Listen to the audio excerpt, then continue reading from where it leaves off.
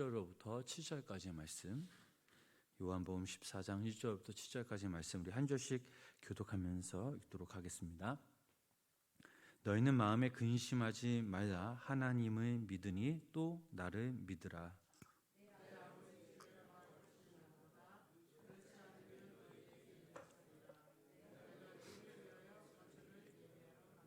가서 너희를 위하여 거처를 예비하면 내가 다시 와서 너희를 내게로 영접하여 나 있는 곳에 너희도 있게 하리라.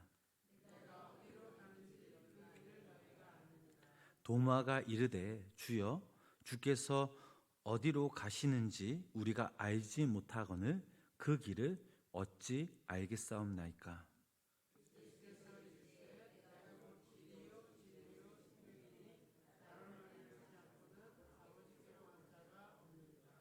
너희가 나를 알았더라면 내 아버지도 알았으리로다. 이제부터는 너희가 그를 알았고 또 보았느니라. 아멘. 우리도 귀한 이 새벽 하나님의 은총이 우리 성도님들 삶 가운데 함께 하시길 주님의 이름으로 간절히 축원합니다.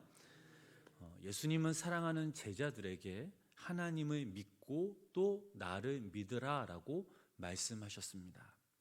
이렇게 말씀하신 배경에는 요한복음 13장 33절 말씀에 나타나 있습니다. 우리 그 말씀 우리 함께 읽어보도록 하겠습니다. 작은 자들아 내가 아직 잠시 너희와 함께 있겠노라. 너희가 나를 찾을 것이나 일찍이 내가 유대인들에게 너희는 내가 간 곳에 올 수 없다고 말한 것과 같이 지금 너희에게로 이르노라. 아멘. 자, 예수님께서 이렇게 말씀하시자 베드로는 예수님의 그 말씀을 이해하지 못했습니다. 베드로가 예수님께 이렇게 묻죠. 주님, 어디로 가십니까? 예수님께서 대답하십니다. 내가 가는 곳에 내가 지금은 따라올 수 없고 후에 따라올 수 있다라고 말씀하시자 베드로가 다시 예수님께 묻죠. 주님, 왜 따라갈 수 없습니까? 주님을 위해서라면 제 목숨을 바치겠습니다 라고 말하자 주님은 예수님이 이렇게 대답하십니다. 정말이냐? 나를 위해 네 목숨을 버리겠다라는 말이냐? 그러나 너는 수탉이 울기 전에 네가 나를 3번 부인할 것이다 라고 예수님이 말씀하십니다. 자, 베드로가 예수님께 질문한 것들은 11 제자의 그 마음을 대변한 거나 마찬가지였습니다. 예수님이 가시는 곳에 제자들은 따라갈 수 없지만 따라올 수 있다는 예수님의 그 말씀에 불안해하고 근심까지 하게 됩니다. 제자들의 마음을 아신 예수님께서 너희 마음에 근심하지 말라. 하나님을 믿고 또 나를 믿으라라고 말씀하십니다. 그렇다면 왜 예수님이 제자들에게 왜 근심하지 말라고 말씀하셨을까요? 그 이유는 아주 간단합니다. 본문 1절로부터 4절 말씀, 다시 한번 이 말씀을 함께 읽어보도록 하겠습니다. 너희는 마음에 근심하지 말라. 또 믿니 또 나를 믿으라. 내 아버지 집에 거할 곳이 많도다. 그렇지 않으면 너희에게 일렀으리라. 내가 너희를 위하여 거처를 예비하러 가노니 가서 너희를 위하여 거처를 예비하면 내가 다시 와서 너희를 내게로 영접하여 나 있는 곳에 너희도 있게 하리라. 내가 어디로 가는지 그 길을 너희가 아느니라. 아멘. 자, 지난 시간에도 말씀드렸지만 여기서 거할 곳은 바로 영원하신 아버지의 집, 하나님의 나라입니다. 곧 천국을 말하고 있죠. 예수님께서 이 세상에 오신 목적 그리고 최종 목적지가 바로 하나님의 아버지 집임을 알 수 있습니다. 아버지의 집으로 가는 일도 중요하지만 그보다 더 중요한 사실은 우리를 위해 거처를 예비하러 가신다라는 사실입니다. 예수님은 이 거처를 예비하신 후에 다시 오셔서 친히 우리를 위해 예배해 두신 그 거처로 다시 이끌어 가시겠다라고 우리들에게도 약속하셨습니다. 예수님께서는 제자들에게 말씀하십니다. 내가 어디로 가든지 그 길을 너희가 아느니라. 예수님께서는 3년 동안 사랑하는 제자들과 함께 동고동락하였습니다. 제자들에게 늘 강조하신 것이 있다면 이 땅의 최종 목적지가 어딘지, 그 목적지에 이르는 그 길이 무엇인지 여러 차례 강조하셨습니다. 예수님께서는 제자들에게 너희가 그 길을 안다라고 단정 지으시며 말씀하십니다. 그러나 그때 제자 중 한 명인 도마가 예수님께 이러한 질문을 합니다. 우리 5절 말씀, 본문 5절 말씀을 계속해서 읽어보겠습니다. 도마가 이르되 주여 어디로 가시는지 우리가 알지 못하거늘 그 길을 어찌 알겠사옵나이까. 아멘. 이 도마 역시 예수님을 3년 동안 따라다녔습니다. 그러나 도마는 가장 중요한 것을 알지 못하였습니다. 다른 한편으로 생각해 보면 지금 알지는 못하지만 뒤늦게나마 자신이 알지 못하고 이해하지 못하는 것들을 주님께 물어보는 것은 대단한 용기요 겸손이라는 사실입니다. 도마의 질문에 예수님이 어떻게 대답하십니까? 6절 말씀 읽어보도록 하겠습니다. 예수께서 이르시되 곧 길이요 진리요 생명이니 나로 말미암지 않고는 아버지께로 올 자가 없느니라. 아멘. 예수님께서는 이 말씀을 통하여 제자들뿐만 아니라 이 땅에 사는 수많은 사람들이 가야 할 최종 목적지는 바로 하나님 아버지임을 다시 한번 강조하십니다. 자, 요한복음에서 예수님 자신에 대해 설명하실 때 나는 무엇이고 무엇이다라는 식으로 설명하십니다. 예를 들면 내가 바로 생명의 떡이다. 나는 세상의 빛이다. 나는 길이요 진리요 생명이다. 나는 참 포도나무다 라고 이렇게 강조하셨습니다. 이렇게 말씀하실 수 있는 것은 하나님의 아들 성자 하나님으로서 신적 권위로 하실 수 있는 특권이었습니다. 또한 예수님은 제자들에게 아버지의 품, 즉 천국으로 들어갈 수 있는 유일한 길과 진리요 생명이니 곧 자신 예수님이라는 그 사실 또한 말씀하십니다.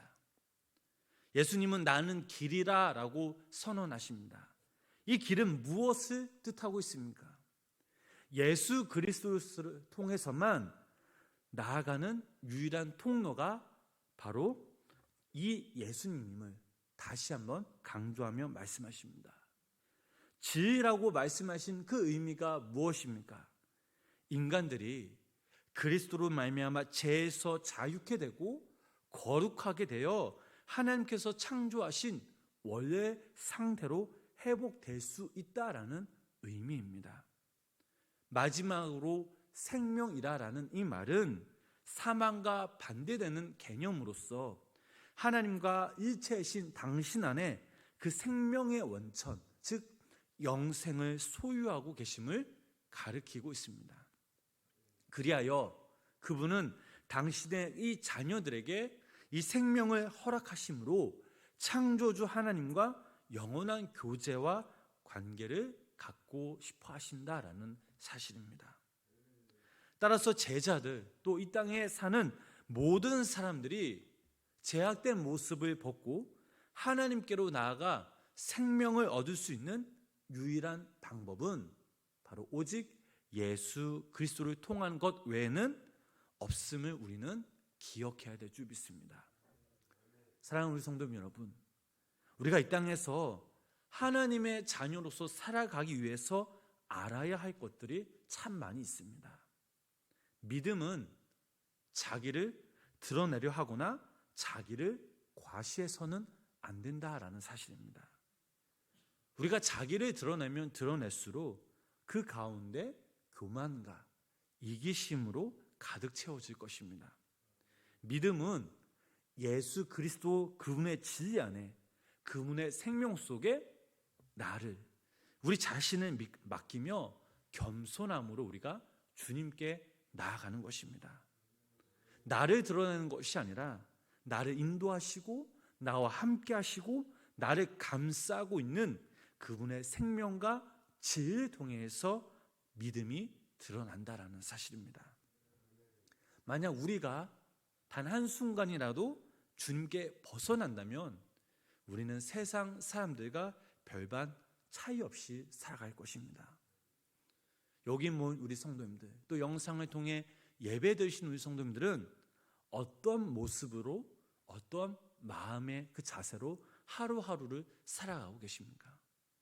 성도님들을 통하여 즉 자신을 드러내는 것이 아니라 예수 그리스도의 그 생명과 지혜를 드러내시며 살아가시길 주님의 이름으로 축복합니다.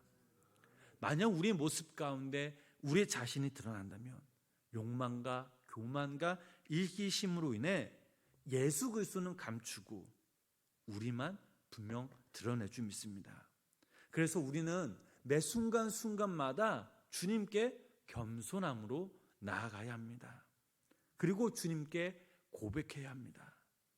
주님, 오늘도 이 시간, 오늘 하루 살아가면서 나의 자랑, 나의 이기심, 나의 욕심이 아니라 내 삶을 통해서, 나의 모습을 통해서 주님 한 분만 홀로 영광 받아 주시옵소서라고 우리는 날마다 고백해야 될 줄 믿습니다. 그리고 이 새벽 우리는 함께 이렇게 기도해야 합니다. 주님, 내 모습 가운데 내 자아가 강하다면, 내 자신만 드러냈다면 주님 나를 용서해 주시고 나의 교만과 나의 이기심을 예수 그리스도 이름으로 붙게 하여 주시옵소서라고 기도해야 될 줄 믿습니다. 성도님들과 제가 하루하루 살아가면서 우리 자신을 감추고 오직 예수님만을 드러내는 자들이 되길 주님의 이름으로 축복합니다. 우리의 모습, 우리의 삶을 통해 예수님의 그 영원한 생명과 진리를 드러낼 때에 그때 우리는 이 땅 가운데 세상의 빛으로 소금으로 살아갈 수 있습니다. 자신만을 드러내면 결국 누가 손해를 봅니까? 우리만 손해를 본다는 사실이죠. 우리의 마음과 우리의 생명이 죽는다라는 사실입니다. 이 사실을 우리는 날마다 명심해야 합니다. 사도 바울이 어떻게 고백했습니까? 이렇게 고백하였습니다. 고린도서 3장 1절부터 3절 말씀 우리 함께 읽어보도록 하겠습니다. 그러므로 너희가 그리스도와 함께 다시 살리심을 받았으면 위의 것을 찾으라. 거기는 그리스도께서 하나님 우편에 앉아 계시느니라. 위의 것을 생각하고 땅의 것을 생각하지 말라. 이는 너희가 죽었고 너희 생명이 그리스도와 함께 하나님 안에 감추어졌음이라. 아멘. 성도님들과 제가 바로 위의 것을 바라보며 생각하시길 주님의 이름으로 간절히 축복합니다. 우리의 마음과 우리의 시선이 날마다 주님께 향함으로 우리의 영원한 그 생명이 우리 삶을 통해 하나님의 지혜가 있음을 고백하며 또한 예수님이 걸어가신 그 길을 우리가 믿음으로 걸어갈 때에 우리가 먼 훗날 하나님의 그 아버지의 품 안에 나아갈 때 하나님 그 귀한 상급을 받는 우리 성도님들 되시길 주님의 이름으로 간절히 축원합니다. 기도하겠습니다. 주님을 사랑하는 자들이 이 자리에 모였습니다. 오늘도 이 시간 성령께서 임재하여 주시고 우리를 품어 안아 주시사 다시 한번 하나님의 은혜의 깊은 사랑을 깨닫게 하여 주시옵소서. 하나님, 이 시간 주님께 고백합니다. 아직도 우리의 모습 가운데 우리의 자아가 강하고 우리의 모습만 드러내고 예수님을 감추었다면 이 시간 우리가 겸손히 주님께 회개함으로 나아가며 이 땅에서 믿음 있는 자들로 살아갈 때에 우리 자신은 감추고 오직 예수 그리스도의 그 생명과 질만이 드러내는 참 믿음의 성도님들 되게 하여 주시옵소서. 우리를 통해 주님의 사랑을 널리 전하는 주님의 자녀들이 되게 하여 주시고 우리를 통해 이 땅 가운데 하나님의 그 사랑과 복음의 말씀들이 선포되게 하여 주시옵소서. 하나님, 오늘도 이 새벽 우리가 하나님께 간절한 그런 개인적인 기도 제목들을 가지고 나왔습니다.